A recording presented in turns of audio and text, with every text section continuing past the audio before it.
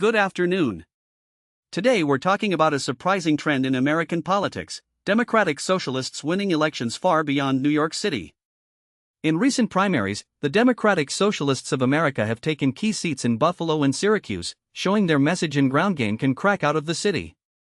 The headline is that these victories prove the left's growing influence across the state. So let's break it down. First, in Buffalo, a volunteer coalition knocked on roughly 25,000 doors in the western part of the city. Their target was Adam Bojack, a state assembly candidate. With the help of that canvassing effort, Bojack secured a decisive win in a three-way Democratic primary. If he wins the general election in November, he will become the first Democratic Socialist to serve in the western New York State legislature.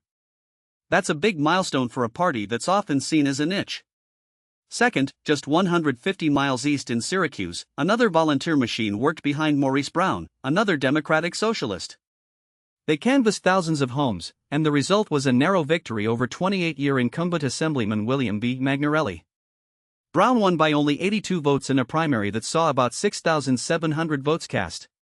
These victories, outside the city's usual stronghold, show that the message of affordability, generational change, and listening to everyday people resonates. Interviewees said voters were tired of the usual political rhetoric.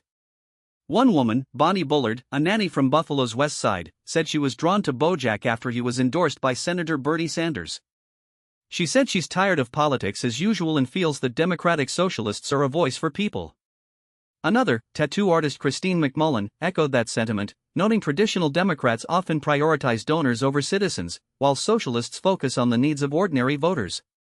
These stories illustrate the shifting political landscape in New York and the United States. They highlight the importance of community organizing, door-to-door canvassing, and an emphasis on common-sense solutions. It'll be interesting to see how national Democrats respond as they try to harness the enthusiasm of outsiders while keeping the general election base intact. For now, these victories are a reminder that ideas can win the ballot when they're coupled with hardworking volunteers and relatable messaging. That's all for today. Thank you for listening, and we'll see you next time.